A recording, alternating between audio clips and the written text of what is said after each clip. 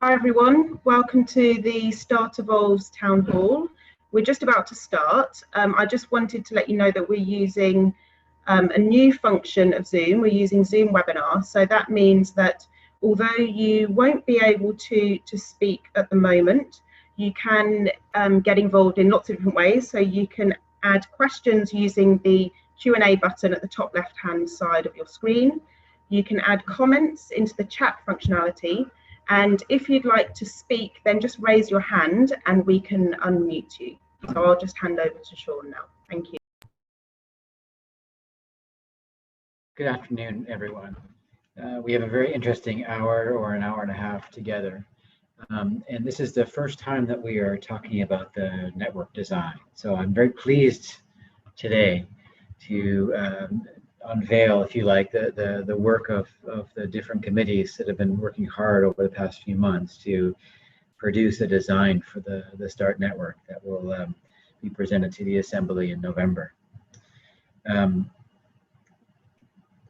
We're going to test a few functions of this platform as well. So please participate.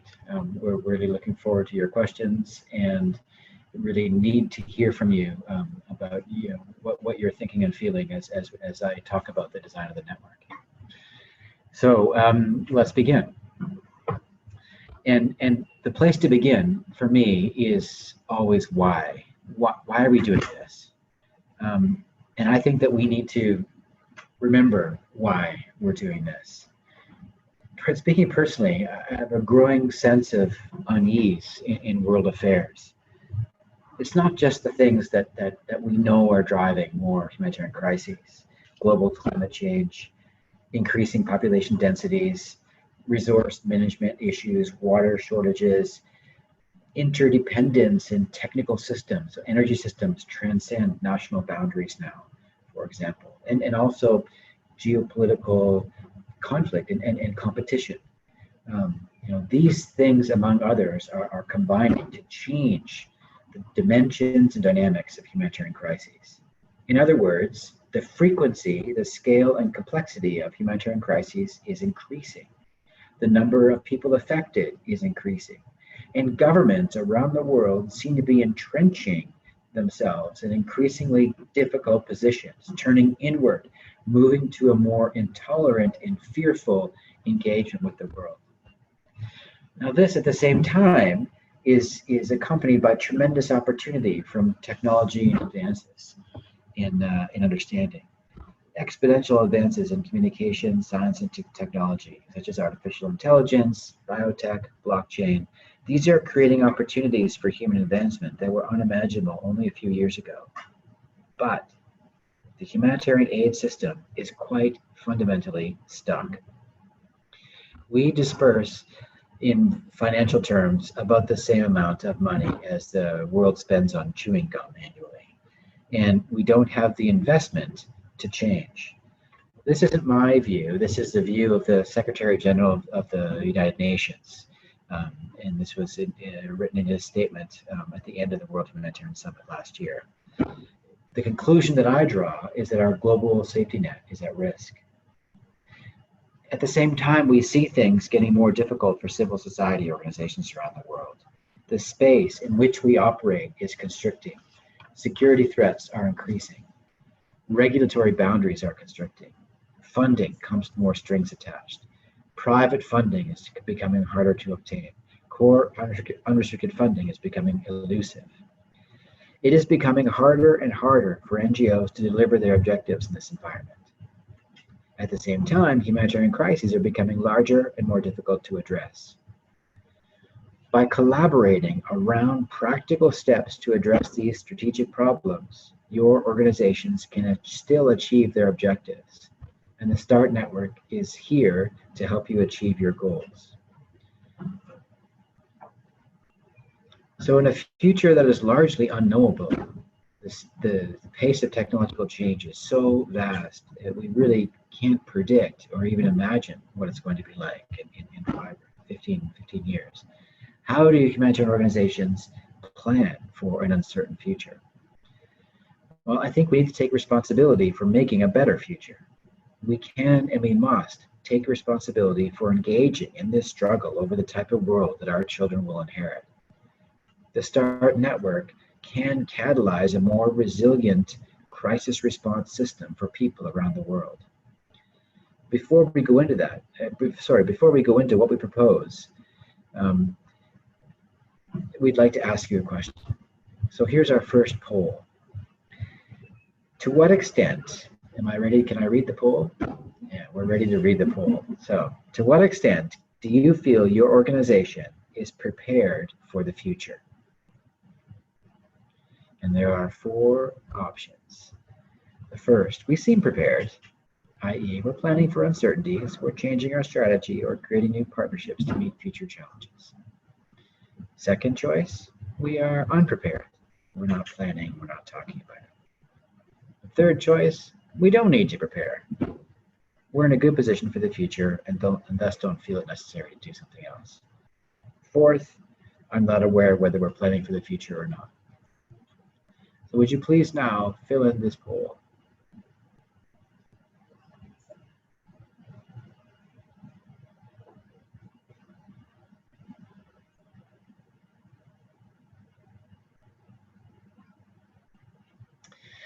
While you're filling in this poll, let's see, we have 33 participants and almost everybody has 55% have voted. So please do figure out how to vote and cast your poll. Why this is important. The humanitarian aid system and large NGOs take a long time to shift.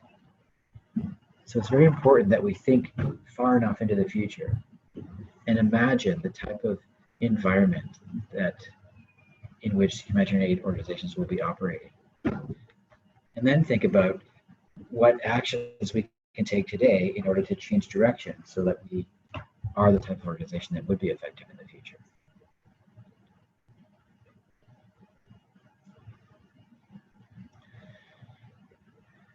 So 70% have voted. So we wait just for another minute. Please do find, if you have questions about how to use the voting, you can put it in the chat box.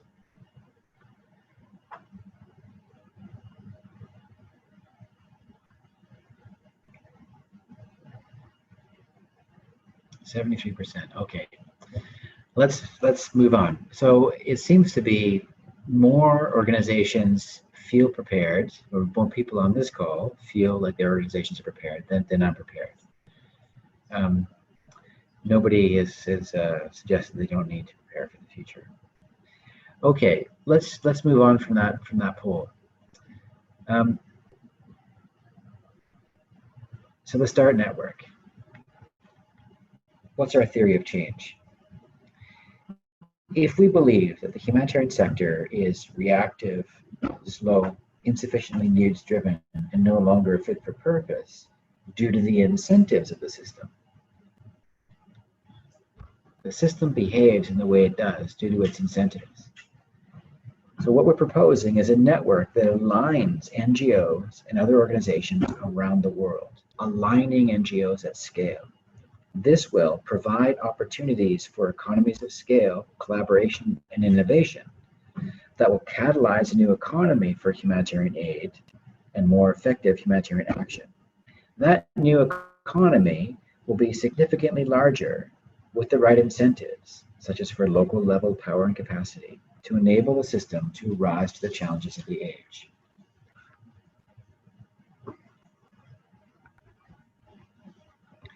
So what does the structure look like? A network of networks. For those of you who have been around the START network for a couple of years, you'll recall that in our very first conference, our very first vote was unanimously accepted to transform the START network from a single network into a network of networks.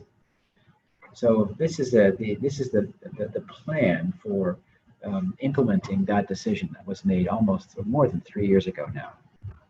So building on the experience of the START network since the year 2010, we propose that we devolve power to locally led interdependent networks, that we shift to a risk financing approach to enable predictable and early response, that we create value through aggregated services for network-wide innovation and learning, and we unlock barriers to enable greater diversity in the system. Thus, the structure's main focus will be to facilitate hubs and affiliated networks to deliver locally appropriate and aligned humanitarian action. So I don't know whether that's clear, but put in very simple language that I can understand, what we're trying to create is a global network of networks. We're trying to align NGOs around the world around a set of solutions. Time for the next poll. The question is, what excites or concerns you about this vision for the future?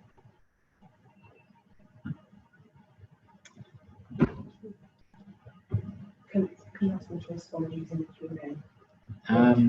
So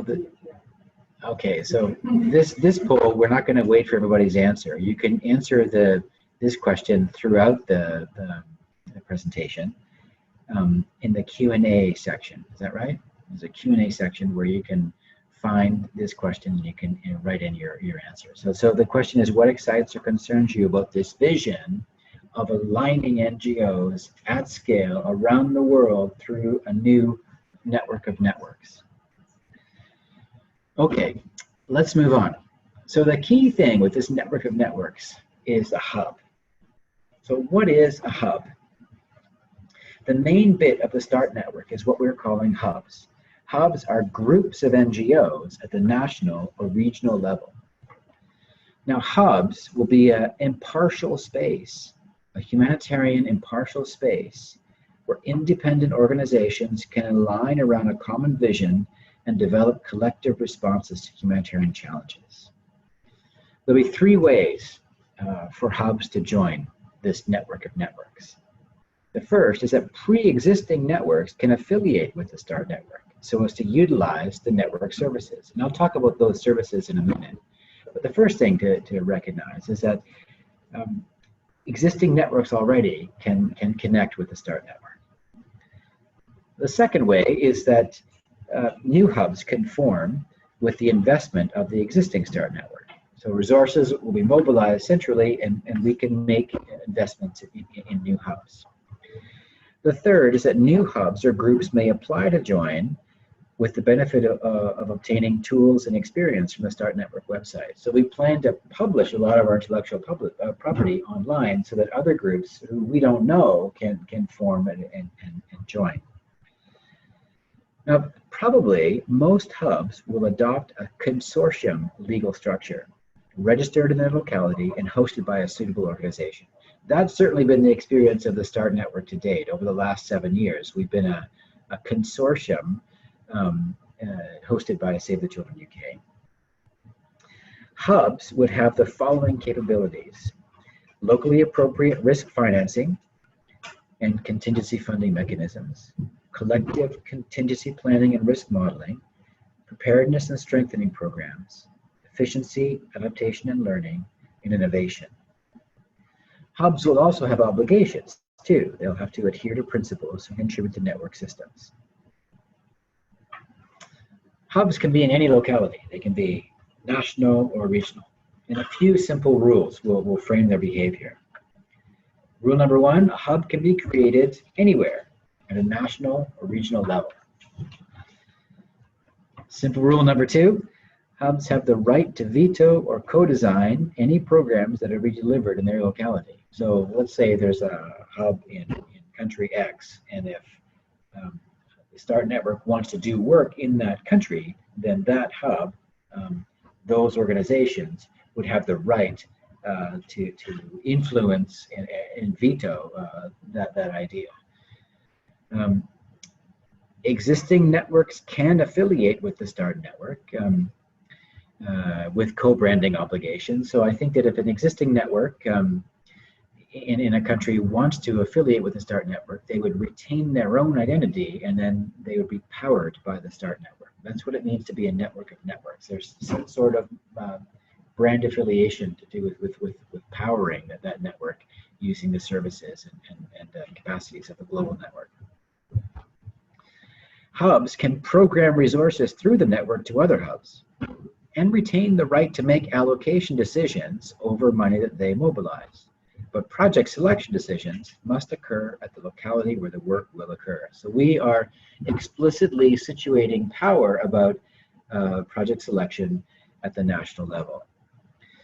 Now, all funding must flow through the global financing facility in order to achieve administrative efficiencies, economies of scale, and strategically support emerging national and regional financing mechanisms. So if a hub is created somewhere and mobilized resource, that money passes through a global financing facility to the national hub.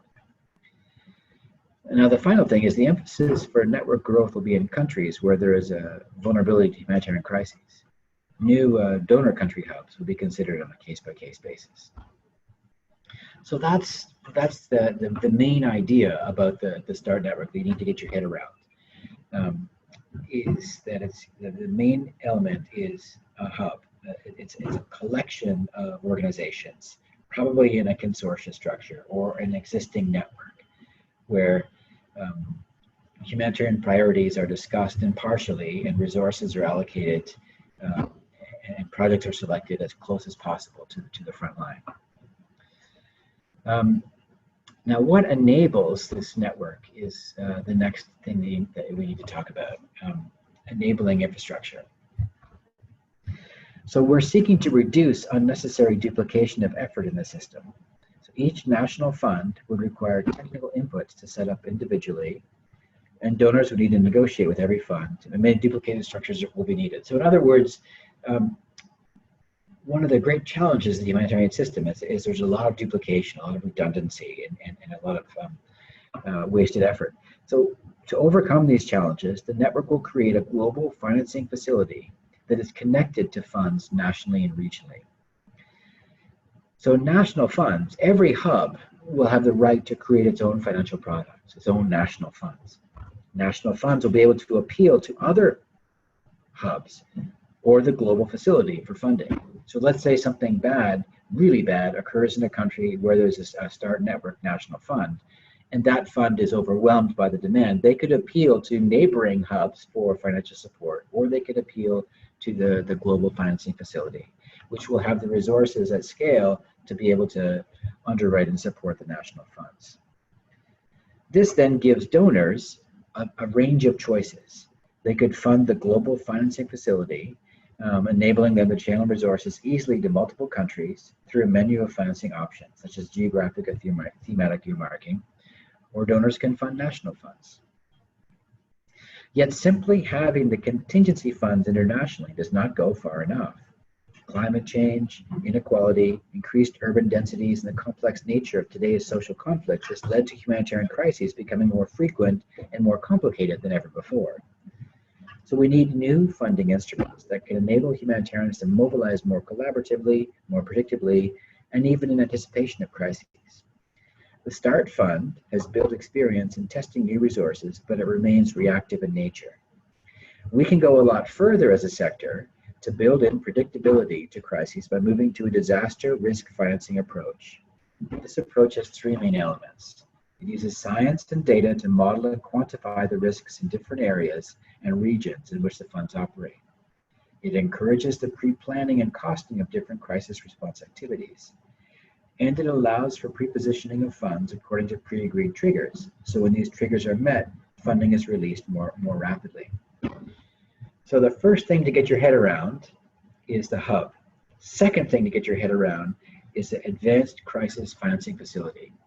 Think about this like a big, financing institution, a big international financing institution for civil society that would use traditional and new financing mechanisms to fund NGOs so they can respond more effectively at greater scale and much earlier to emerging humanitarian crises. Okay, let's move on. The third thing that we need to talk about is the platform.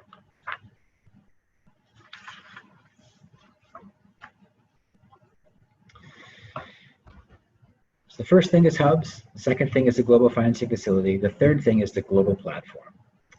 Now this network, think about the network as having dispersed power. However, it will be facilitated by a global platform. And that global platform will do things like maintain network infrastructure, such as digital platforms.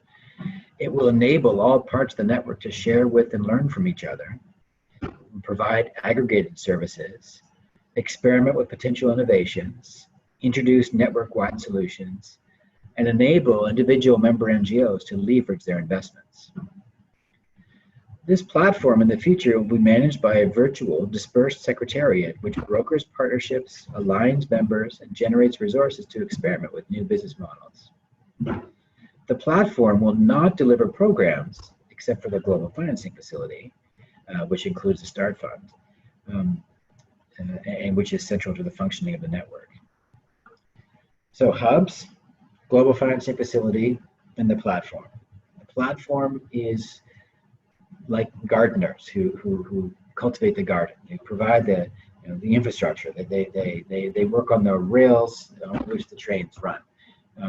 They broker relationships and do things to enable the network to grow and operate at scale. Fourth thing, network due diligence and other financial services. One of the things that we realize is that due diligence is a problem in the humanitarian aid sector. Every donor and every NGO have their own due diligence requirements.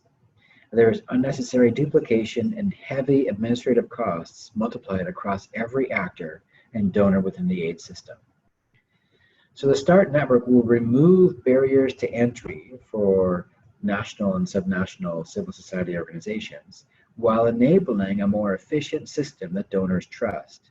And we will do this by creating a global due diligence database that can provide a standardized due diligence process that is tiered, so not simply pass or fail, but tiered, that can be tailored to context.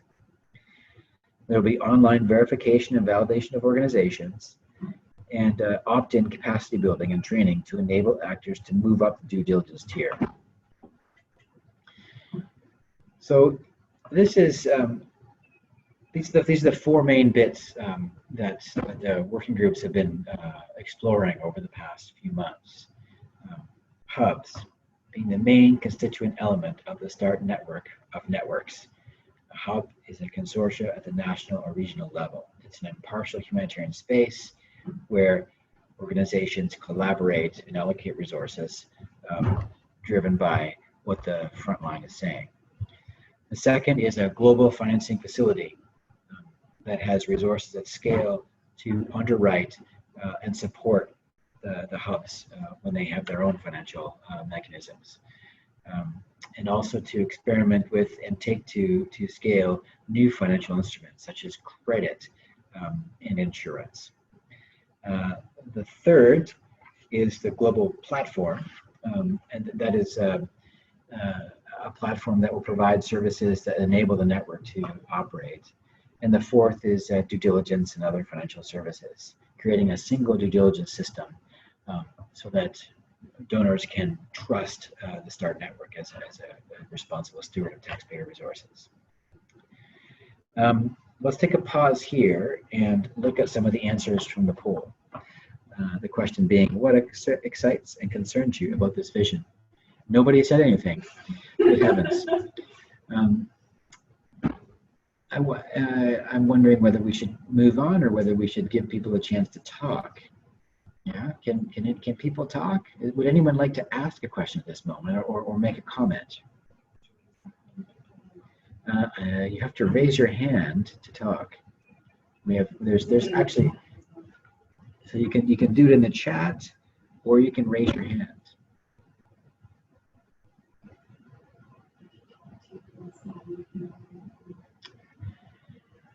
So we've got a whole crew in this room and everybody's doing something else. But we're here to facilitate the conversation that we need to have in the network to help us come to terms with the emerging design for the future of the START network. There may be members of the G22 on the call. The G22 is a working group of members and staff and trustees who have been meeting over the past few months to advance this design thinking. Any of those would also be welcome to make a comment or to ask a question. Somebody's asked if you can explain more about the platform. Somebody's asked whether I can explain more about the platform. So the platform, the best way to think about this is currently the START network is facilitated and brokered and enabled by a team of 27 people, and we sit in Save the Children. We're a consortium hosted by Save the Children, and those 27 people do different things. Run the START Fund. We're developing a blockchain solution. We put our data on the START Fund portal online. We run the capacity building programs. We provide this kind of aggregated service for the members and donors. That team will spin off from Save the Children in 2018 and become an independent organization whose purpose will be to facilitate the network of networks. So the main action in the START network will be in the hubs. That's where programs will be managed and resources will be allocated, and collaboration will occur around either the national level or regional level around specific humanitarian problems. What the platform will do is more support services. We will enable the infrastructure to exist, and we will make investments in infrastructure so that hubs can talk to each other, so that hubs can share resources and learn from each other, so that individual member organizations operating through the START network can achieve scale without getting big. I guess that's one way to, a couple ways to think about the START network. One is that it enables member NGOs to achieve scale without having to be big through collaboration. Another way to think about the START network is as a pre-competitive space. So here the member NGOs collaborate around things they can't do alone to enable them to deliver on their goals. So I don't know whether that's answered your question. I don't know who asked the question, but it was an anonymous question. Does that answer your question about what the platform will do? Happy to. Okay. Did you want to talk about the first poll? The first poll, to what extent do you feel your organization is prepared for the future? In fact, 65% felt that their organization was prepared and 35% felt they were unprepared. Interesting reflection. I guess the thing that we're trying to get across is that changing the humanitarian aid system is a big long-term job, and it requires thinking about the future. I think that everybody would agree that for us to agree choices in the short term is difficult, but if we look far enough into the future, if we look 10 or 15 years into the future and think about the type of environment that we'll be facing and the types of organizational capacities we'll need, that it allows us to make choices in the present that will enable that future capacity to occur.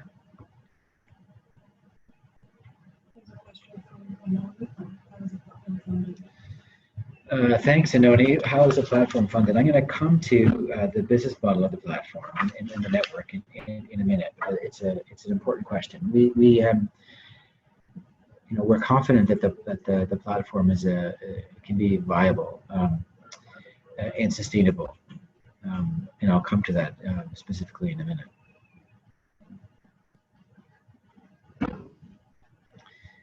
If there are no more questions, oh, hang on, here's a question. Can I read this one out? From Jessica to all panelists. Some organizations might be nervous of having their identity diluted. Also, some donors willing to fund something specific might not feel comfortable anymore to fund it. How do you make sure that NGOs can still operate in parallel without creating duplications? So this is what I mean about a pre-competitive space. I think it's a really good question, and this way of operating, working through networks, is quite new. I mean, not many sectors are thinking about systems to the same extent the humanitarian aid system is. I want to emphasize that point. We've come across people who look at various different economic sectors and areas of endeavor and look at other organizations who are trying to change systems. What they say about the humanitarian aid system is very exciting and very encouraging, in that we are the most advanced, or one of the most advanced that they have ever seen on the whole sector, having conversations about, is the system still fit for purpose? Does the world from which the system emerged still exist? What can we do to work together to change? So the question, how do NGOs, I mean, this is me interpreting the question, how do NGOs operate in this network and still retain their unique identity and still retain their constituency? I think it's a great question. I think that we can look at other examples. Take the electric car industry. So a couple of years ago, the companies that make cars realized that if they wanted to make electric cars, they needed better batteries than the current technology existed. And it was really expensive to build and invest in their research and design process to build better batteries. And so the automotive industry collaborated in a pre-competitive space to build the right type of battery that would bring the cost barriers down so that electric cars could become economically viable.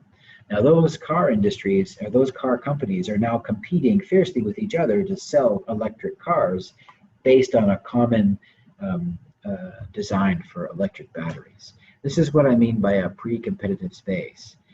I think that what NGOs do very well at the national level is collaborate around joint operations, of course, but what the START network is presenting is a recognition that individual NGOs only have so much agency over their situation. We work within a system that no one in particular controls, and so the only way to adjust that system or nudge the system is to collaborate and to work together. That doesn't mean that NGOs lose their identity or that we're promoting merging. What we're saying is to work strategically with around common interests. And what the START network is saying after 7 years of experience is that we have a common interest in changing the economy around humanitarian aid so that it's much bigger, and so that its power is situated at the national level, and so that it's triggered by objective information and not media headlines. Another question. Hi, Sean, are you surprised by the poll responses? If we as organizations are fully prepared, what is your sense that we're preparing together as opposed to individual agencies? How will START enable this better? Good question. Are organizations preparing individually, and to what extent do they need to prepare together? Well, this may not be fair, but I sense that when an organization goes into a period of great uncertainty, there are a couple of different ways of navigating that uncertainty. One of them is to circle the wagons and prepare defensively for surviving through a period of uncertainty. Another is to look outward and collaborate with traditional and non-traditional partners to innovate your way through a period of uncertainty. Now, clearly, the way I've described them, you'll be unsurprised to learn that I favor the second approach rather than the former approach. I think that over the last 50 years, NGOs have created a global public good. There are a 250,000 people who work for the member NGOs in every country in the world. That is a public good that should be preserved and handed on to future generations. But not if we don't work together to ensure that it's fit for purpose. If we don't think about how we operate and whether we are addressing the challenges that we're all faced together, then I fear that the NGO community won't be as able to respond to the challenges of the future. I think that we're playing with fire. If there are no more questions, sorry, somebody wants to speak. Great.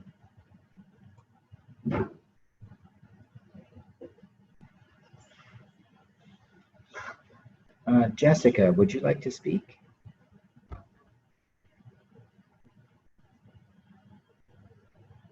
Do you hear me? Yes. Actually, you answer very well my question, so not too much right now. Thanks. Okay. Thanks, Jessica. You gave me a chance to have a glass of water. Jessica said that for those of you, the team in the room can't hear you. She said she had no further questions. Okay, let's move on. So we've talked about hubs. We've talked about the global financing facility. We've talked about the platform, and we've talked about a single due diligence system. The next thing to talk about is membership. So what are we talking about? What does membership mean in a network of networks? First of all, a network of networks must have some things in common in order for it to be a network. You need something in common for a network of networks to exist. Membership is one. So every organization is a member of the START network. Now, in order for the START network to facilitate an ecosystem of organizations to align around a common goal, we need to expand our membership base to better represent the actors that contribute within the system. Now, over the past couple of months, we considered several different types of membership, including hub membership only, or global membership only. But it was ultimately determined that different tiers of membership, local, global, regional, might reinforce global imbalances of power. So we needed a new way of working. If you're a local NGO, you should have the same benefits as an international NGO. So two entry points then. So what we concluded on is that membership, there'd be two ways to become a member of the START network. Membership through hubs and global membership. And all members are also considered global. So I don't know whether that's clear. This slide should show you how this works. But every organization that's part of a hub is also part of the global START network. There will be different tiers of membership. And so different types of organization can join, and different tiers of membership would give different rights and obligations.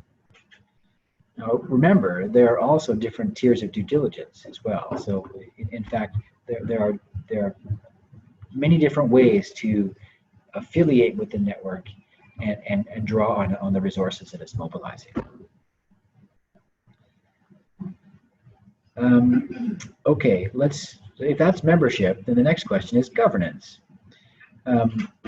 Let's move on to governance.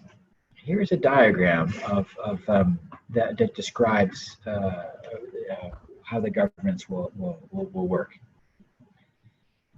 So the future START network will connect a variety of organizations which operate independently but are aligned by a common purpose and by their relationships with each other. So through strong communications, a culture of learning and reflection, clear policies and practical experience that generates new insights, it is possible to create a shared space of common values where new things emerge.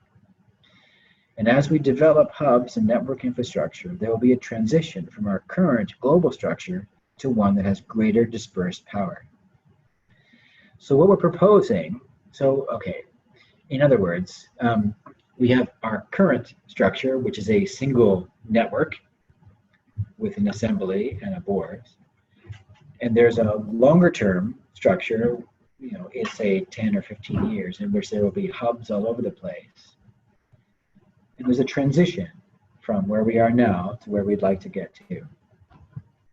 So what we're proposing as a solution is a structure which has three main governance groups. The first is hub boards, which oversee the hub governance and programs.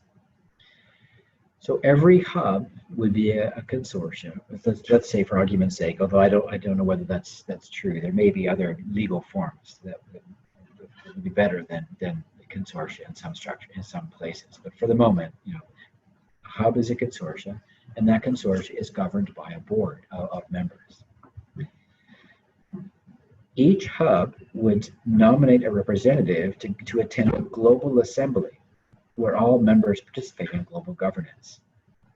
So that's the network assembly that would meet on a, say, an annual or biannual basis. Currently, the assembly happens every 6 months. Maybe it'll make more sense for it to happen every year. We don't know, but the point is that the Global Assembly is the place where we make sense of the network and its progress and debate what choices we have and what steps we'll take. Within that assembly, we would create teams to manage critical issues that are network-wide, such as hub formation, disputes, and membership. The START network platform, which is this independent organization that exists to service and support the network of networks, will be governed by an independent expert board. That board will report to the assembly. Now, the START network will also establish targets to ensure inclusive decision-making. This will be transparently enforced through hub-to-hub peer review and a global league table. Now, we tried several models, I have to say, and if you get a chance to look at the network design document, there are extensive endnotes that explain the different choices that we made and why we made them. Several models were explored, mostly trying to navigate the tension between a global network and enabling decisions to be made independently by the hubs. So we are inspired by the vision of a dispersed network in which power is dispersed, not a hub and spoke, but a dispersed network in which hubs are autonomous, but gain the advantages of scale by working through a network. But we were unable to have that dispersed power and still have a global brand and still take money from government donors that have a more traditional risk management and compliance approach. The conclusion was that we can't get away from some form of global governance if we'd like to achieve alignment and system change goals together. But that said, most of the decisions about programs we made at the hub level. Only decisions that affect the network globally will be made at the global level. So that's the description of the governance model. Let's move on to business model. Inoni asked, how will the platform be paid? Now, I don't want to go into a lot of detail in the business model, but you should know that a group met to look at the different components of the network to ensure that it was sustainable. We've agreed that the goal should be to reduce the network's dependence on grants to ultimately get to the point where the core components of the platform, that part of the platform that services the network, is supported by unrestricted resources such as membership and service fees. This provides greater predictability, greater independence, and greater agility to the network. It also creates positive incentive for the network to have a large and diversified membership, whilst also incentivizing efficiency. In other words, requiring the platform to serve the maximum number of members. So what does this global platform do? Well, it'll maintain network infrastructure. Whoops, hang on a second. I've got on the wrong page. What I wanted to say was, was that, I thought I said that before. So how does the platform pay for itself? And we thought, okay, so what are the sources of income that could be used to pay for the services that are necessary for this global network of networks to emerge? And we've decided that we need to charge for the value of the network itself. We call it a network value premium, which will be charged in all grants. And this will be shared in the platform and in the hubs. In other words, let's say a donor is running a program through the network. They're getting value from the network that we have, because this is new, because no one's ever done this before. The traditional models of overhead recovery don't apply. It's how do we create a fee structure that would enable the platform to be sustainable, enable the network to operate independently, and still charge donors a fair price for the value that they're getting through the network. We modeled out some growth projections based on membership fees sustaining the platform. We found that likely we're looking at a growth rate of something like 10 hubs with 250 members distributed between them. So that's our business model scenario, is that we are planning for the finances of the global platform and the network to be based on 10 hubs and 250 members. And just a final note, membership will be largely governed in the hubs with representatives participating in the global governance. So I don't know whether that answers your question, Anoni, or whether you'd like to ask further. There's a lot of detail about the business model, and of course it's a new pioneering effort, and so this hasn't been done so much before. We feel confident that the new organization will spin off from Save the Children, and it will be viable.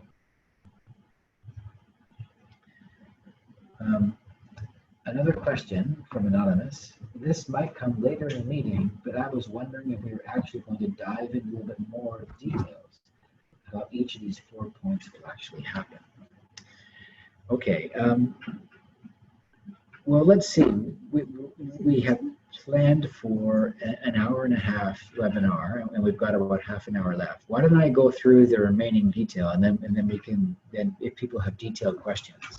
There's 4 of us in the room here. We've all been involved with great with everything, and so I'm sure we can answer any questions you might have. Okay, so moving on from the business model. Just 2 more points, and then we'll open up for discussion and further questions. The next is how is this all going to continue? And I guess the thing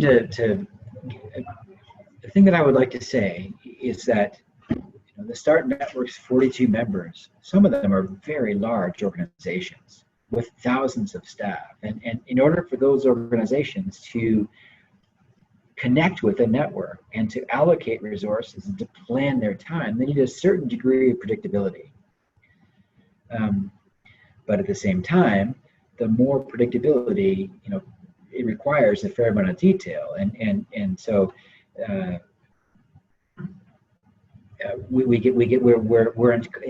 us in the START team, we're in this constant tension between providing enough details so there's enough certainty so organizations can plan their resources and know what they're working with also providing us with enough space that we can evolve, because the world is not standing still. The world is evolving, and if this is to be a humanitarian network that is that's creating value and for providing a safety net for people affected by crises, then it needs to also evolve. So how do we do this?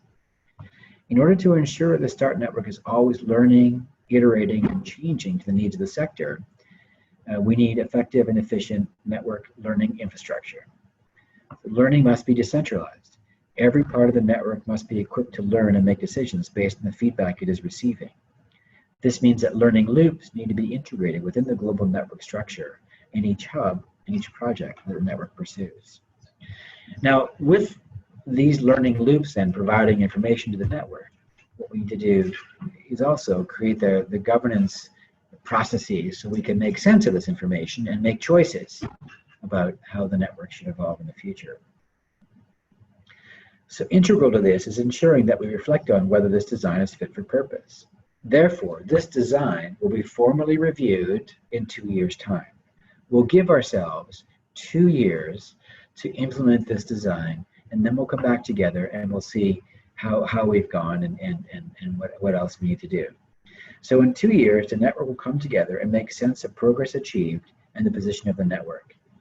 We'll reflect on the relevance of the design and we'll make decisions about how to iterate. So this design document that you're seeing for the first time today and that your organizations will be asked to agree to in November represents a commitment by members to do 4 things. So what you need to think about is getting your organization to agree to do these 4 things. The first is to participate in a journey along the path according to the principles that are outlined in this document. So your organization is first of all committing to participating in this journey as it's outlined in this document. The second is contributing materially to that journey in the ways that are described in this document. So it should be evident throughout this document how your organization can contribute materially to the network. The third is reporting on progress and experience in 2 years' time. And the fourth is contribute substantially to revising the network design in 2 years' time. So what you're signing up to is to come back in 2 years with experience and goodwill to adjust the network design based on what's happened over the previous 2 years. So there you have it in summary form, folks, the design of the network. Thank you for listening, and thank you for your questions. Now we have half an hour left. We don't have to use it all if we don't need to, but the floor is open for questions or comments.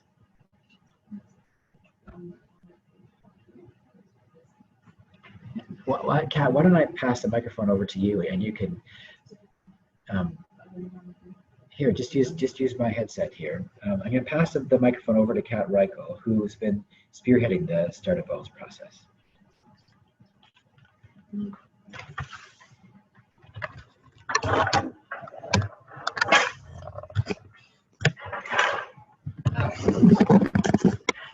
Okay, can you hear me okay? Yes. Online? Okay, great. So I just wanted to mention that this is, there's a longer document that will go out to you, I guess, in the next month, or not next month, next couple of weeks, maybe by the first week of October, which is about, which has all the detail that Sean just went through. So if you felt like there wasn't detail that we went through today, it's because there's a longer document that includes all the specifics. And as Sean said, some of the lots of endnotes and justifications of why certain decisions were made. But this is not to say this is the final thing. That you have opportunity to ask questions, raise any red flags that you have in the document. I wanted to show just this one part of the document about someone had asked about how will this emerge over the coming months, and we haven't put any time frames in specifically because I think some things have to depend, I guess, on other things happening. So, for instance, we first need to spin off the Start Network organization, set up do a review of our governance structures, put in the legal agreements in place for hub licensing, etc. Do a more detailed financial modeling, look at the different membership contributions and how that might be split between the hub and the platform, and then of course testing hubs over time. So this will be, we do have detail on the phasing of this, and then of course to be discussed more in the assembly meeting in November. But we're going to put on another poll now. If you can, from the detail that you've heard, it would just be good to gauge, how supportive were you this, unsupportive, if you need, if you could go into the Q&A and say, okay, I would have wanted to hear this or more detail. This is our first sort of test run. I'm just kind of throwing out there what information you'd like to know. We're going to be doing several meetings over the next couple of weeks, including an assembly check-in on the 12th with the full membership on this after they've looked at the full detail. So any questions or guidance or feedback would be very appreciated. I'm going to hand it back to Sean.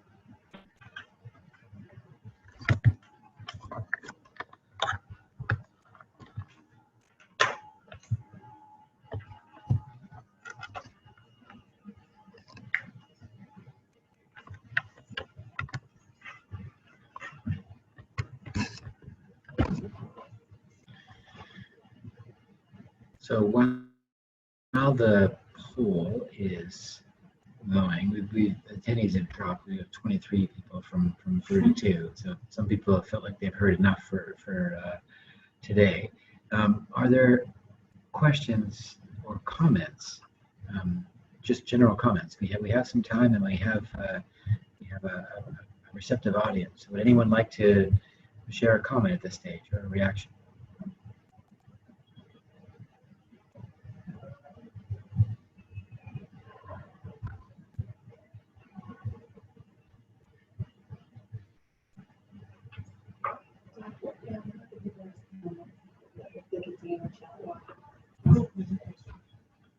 question.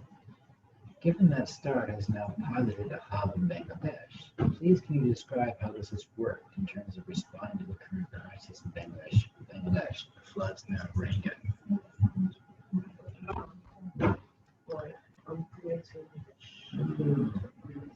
I think that there are some people from the team in Bangladesh who are on the call who could probably answer that question better than I can.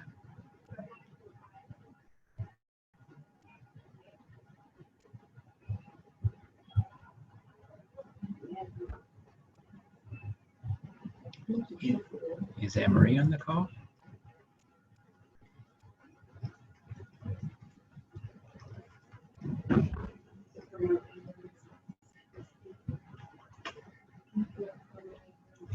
So while we're getting somebody to answer the question, for those of you who don't know, we have a START fund in Bangladesh that is just getting up and running this year with the support of DFID.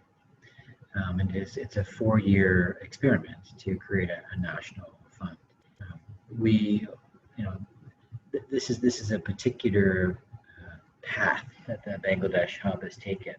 It's been driven by the funding opportunity created by the donor, and so what the folks in Bangladesh are doing are creating a hub around this fund that they're collectively managing.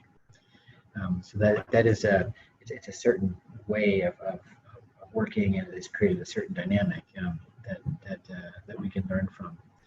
So we're very excited about the existence of the Bangladesh Fund, and know that they've been really engaged in the floods. The START Fund in Bangladesh did respond to the floods, and they had a very difficult decision about the Rohingya refugee crisis just yesterday.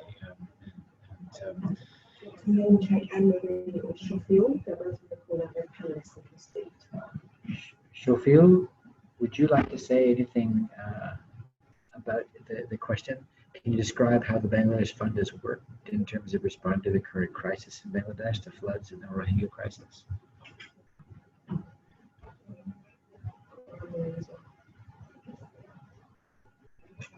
Or Anne-Marie? I think Shofio is online now.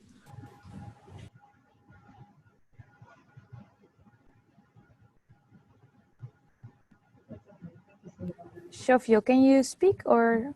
Anne-Marie, can you just give a quick Sure. answer to this question? I think that was an excellent summary, Sean. People were generally very pleased with the speed to which the START Fund in Bangladesh was able to respond to the flooding, which seemed to be coming in timely and have a really sort of like a network response, because quite a few agencies responded there. So that was great. For the current Rohingya crisis, it felt like the START Fund wasn't the right mechanism, mainly because few agencies that already had pre-existing present had sufficient funding, and now as access opens up to more agencies, more funding has come online. So it's beyond the scope of START Fund at the moment. But generally, I'd say that it's incredibly exciting and useful to have the team up on the ground to manage these funds. And we're in good collaboration with DFID, although we need to work out a few more challenges. But overall, the response is underway, and the spend, I suppose, is on track. Thanks, Anne-Marie. I hope that answers the question. There's a couple more questions that have come in now through text. Maybe I can read them out to you. The first is that it's good to see all this work on hubs, etc. Sean says the driver of this is the humanitarian system is stuck in the 20th century with unjust power relations, etc. But it's not quite clear how we moving to this hubs and platform scenario is going to fix the global humanitarian systemic malaise that Sean describes. What is the link between our new structure and transformational systemic change? It's an excellent question, and it's our hypothesis that the creation of hubs at the national level who have their own financial products that are triggered by scientific and objective triggers that allocate resources based on peer review through an ecosystem of national and international actors in which the funding is allocated to the organization best placed to respond, which in most instances will be the local organization, supported by the international. That will catalyze change. I think it's important to recognize that 3/4 of humanitarian aid is ultimately implemented by NGOs. And so if we can work together to create this global network of networks, we can align the operational NGOs in a way that can promote and develop solutions at scale. There is tremendous possibility from working with insurance and credit and collectively managed pooled funding mechanisms to change the incentives that hold the system in its current place.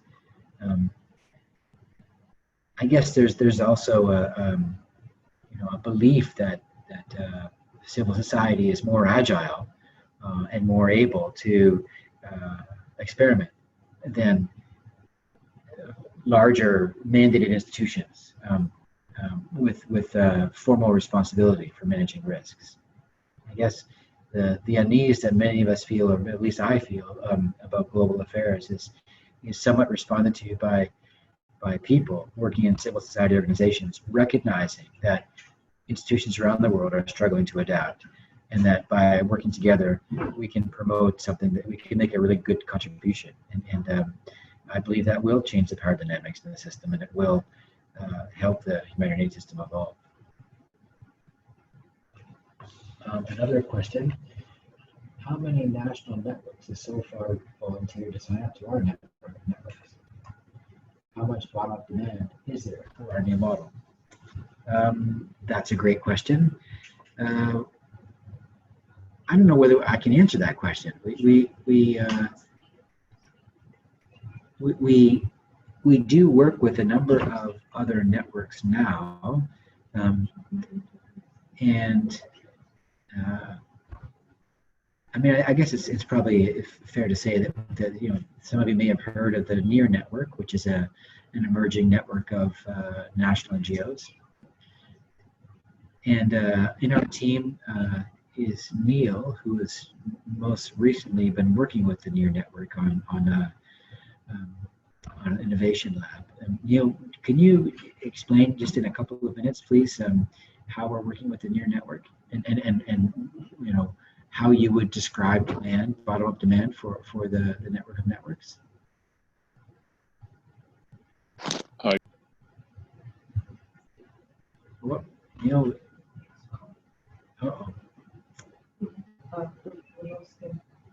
Neil's his connection is dropped. So while we're getting Neil back, I can say, we've worked with the NEAR network and also with Danish network too. But here's Neil. Neil, are you back online? Yeah, I'm sorry, the internet's a little unstable. So we've been working as an example with the NEAR network on the Deaf Labs program, actually primarily, as part of a consortium that is hosted by Adesso and a number of other partners. We've been starting to build relationships on the program level through the Deaf Labs. And then just recently, we've been starting to talk about how we could work together to collaborate around support for a potential fund in Somalia or Kenya. So those are very early discussions, and it's really about now sort of implementing the spirit of the Evolves model and trying to understand how we can best support one another's capacity and bring to bear our strengths together, so that the together we're more than the sum of our parts. So there's still lots of discussions to go about how we best achieve that. I think there's a real willingness to try and figure out how we can really use both of our strengths to start to look at implementing this Evolves model, possibly in Kenya or possibly in Somalia. Thanks, Neil. I would also say that demand will grow once we get the structure established and we begin to work with other networks. I think that it's important to recognize that the START network is different than other networks in that it's an open-ended consortium structure. There's a lot of space of possibility by working together through this sort of structure. Also, there are very few networks that collectively manage resource in the way that the STAR network does. So we're pretty confident that we've uncovered something of value in the UK over the past 7 years, and we're sufficiently convinced of it that we want to share what we've learned and connect with other groups, and we think that the experience that we have to offer in managing the START fund and in working with the new financial mechanisms and by brokering collaboration at scale will be experience that others will wish to draw from and contribute to. Next question. Other networks we are all in, like ICFA, Interaction, SCHR, Voice, GNDR, Bond, BOAG, DEC. Is there any thought as to whether or how they link into our network of networks? Yes and no. I mean, all of those networks do policy stuff. And what the START network does is operational stuff. We do things. We experiment. We mobilize resource. We fund programs. So the START network has been governed by humanitarian directors who have been very deliberately ambivalent about policy work in the past. So at one level, we would establish, I guess the secretariats of the different networks might talk, but it's not clear to me how we would collaborate because what happens within the START network is relatively unique. But I think maybe there's a possibility for other networks to take on programs that would benefit from the scale that's offered through the START network. I don't know. It feels like a bit of a fudge of an answer, but I think we would really focused on internal matters for the past year, and probably will be so for the next year. But I still maintain that what the member NGOs have invented in the UK over the past 7 years is unique and pioneering, and we're open to work with anybody. The next question: how would the START global platform coordinate and collaborate with other humanitarian platforms such as the UN or the Red Cross? And that's also a really good question. And I've not heard of anybody asking us to create a duplicate structure. I mean, I guess you could argue that the UN does offer a single distribution channel to donors, as does the Red Cross or Crescent, but the NGOs don't. So what the START network might be able to do is to create, a single entry point for a population of organizations. Now, those organizations already participate in the cluster system, already have bilateral relationships with the Red Cross, and I don't see the need. Nobody's asked me for the need for the START network to duplicate some of the coordination activities of those other groups. What the START network does is it enables NGOs to do things they can't do now. But I would hope that the UN will remain the strategic umbrella under which we all operate. The next question: some of the global humanitarian policy reform debate emphasizes the grand bargain.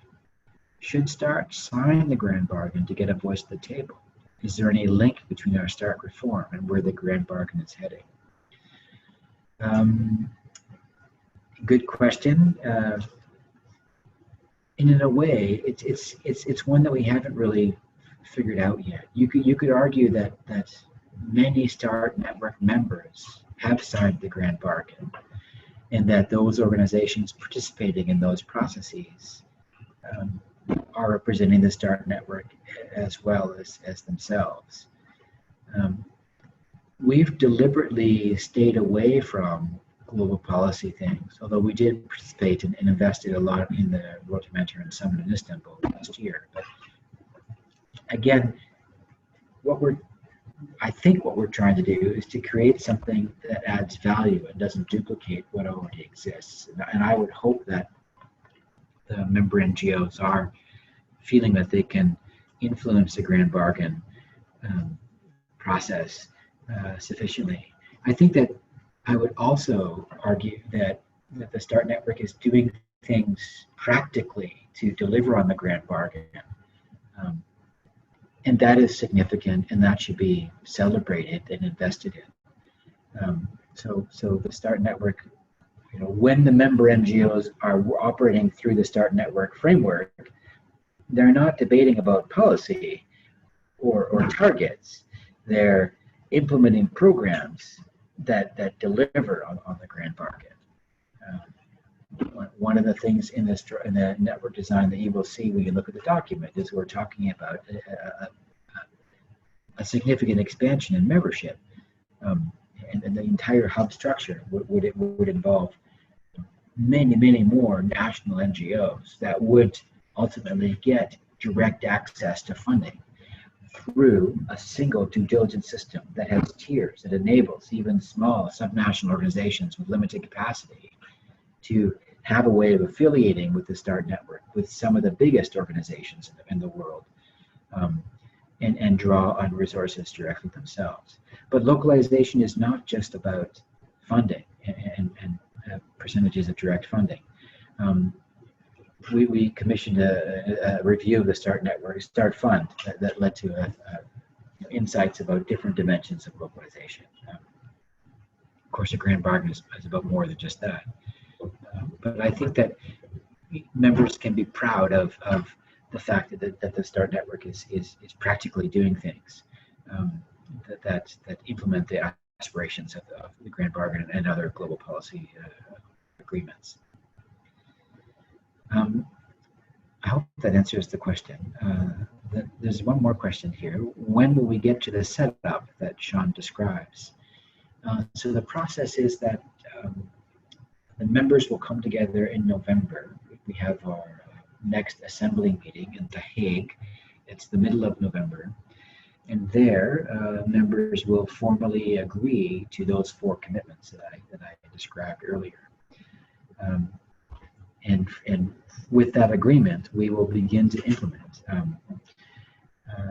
So we are already in the START team planning and beginning to organize ourselves for a different way of working. So I would expect that the pace of work would really ramp up around the middle of 2018.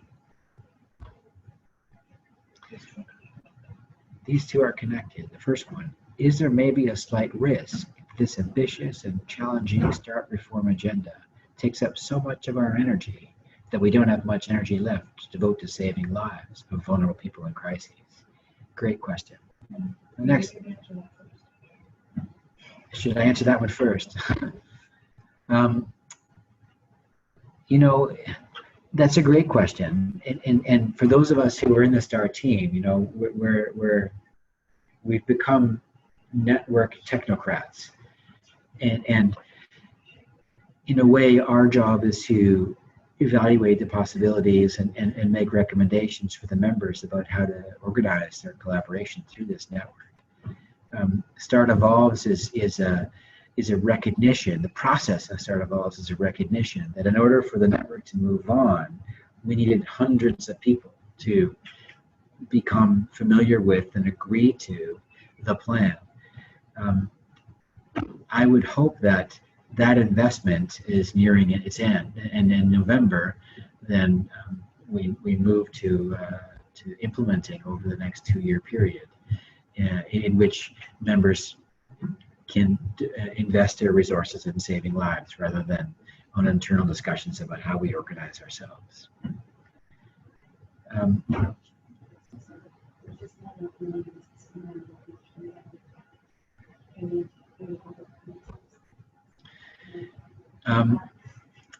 So what you probably can't hear because she doesn't have a microphone, but Kat is also suggesting that we should also recognize the pretty small size of the humanitarian sector. You know, we've allowed ourselves to be judged on our overhead rates. You know, it's a really big tactical error of the humanitarian sector, NGOs in particular, to be judged, to allow ourselves to be judged and how little we spend on ourselves. The consequence of that is that we don't have enough money to invest in changing.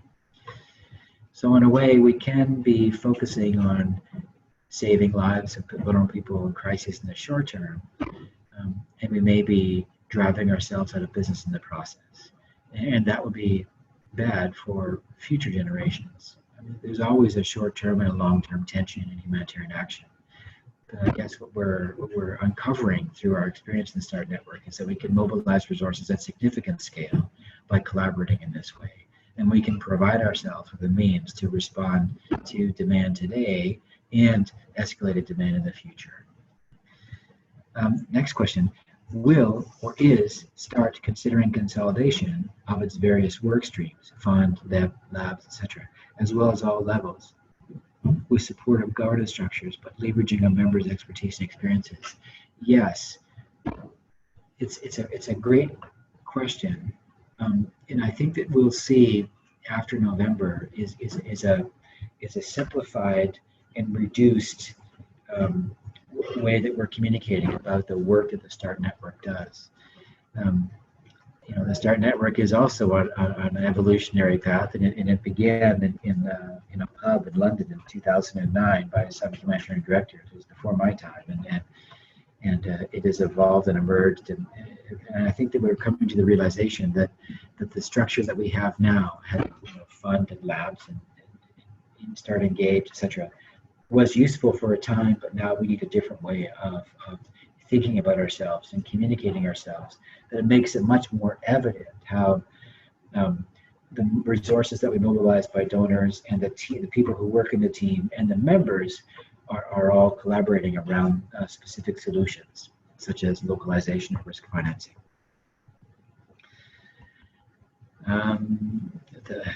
What's the single action that we on the call can actually most usefully take it move forward? Okay, 2 more questions to go. We're at 22 minutes past the hour. Still 23 participants. Thank you for hanging in there. We're learning how to use this new platform. It's going pretty well. So I think we've got just maybe 2 or 3 more questions left. Here's the next one. The private sector can support the network of network in a number of ways, such as supporting a digital platform, channeling funds, providing insurance products, etc. What is the current engagement strategy, and how do you think it will evolve? We work quite significantly with the private sector in the insurance space, and also in a number of other areas. I think that the way for the START network part of our challenge in collaborating with the private sector is that as your broker, if I'm speaking to members, the START team, the CEO, I'm your broker, and I can't make any commitments on your behalf. I can't say to the private sector, oh, Oxfam will do A and Save the Children will do B. It's a more nuanced process. But I think that there is a lot of interest in the private sector in contributing to the humanitarian system. I think that there's a role for permanent full-time humanitarians, who have deep expertise in enabling part-time humanitarians, such as people who work in the private sector, to volunteer their services and their capacities when they're needed. It feels to me like there's a tremendous opportunity here for the START network to help member NGOs bring in capacities from the private sector. It's not just about money, not about money at all, really. It's about what they can do and what they have to offer. And I know there's great interest in the private sector for that. So the final question, what is the single action that we on the call can actually most usefully take now to help move this forward? I'm looking at my team. I think there's something about talking about the network design inside their organizations. getting nods around the table. Now there's a network design paper that you'll be receiving in due course. We're just getting designed, and so it's easy to digest.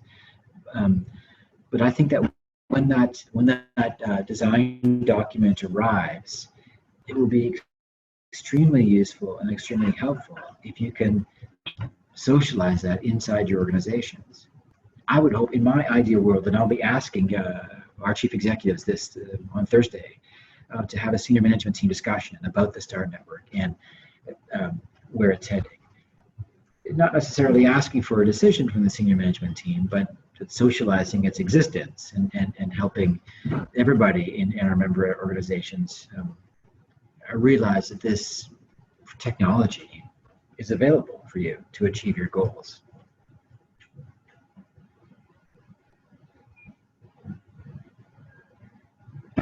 I think we're about done. Thank you to all 23 people who hung on to the end. Really appreciate your participation, and we need your help in the next few weeks. So look forward to working with you. Bye for now.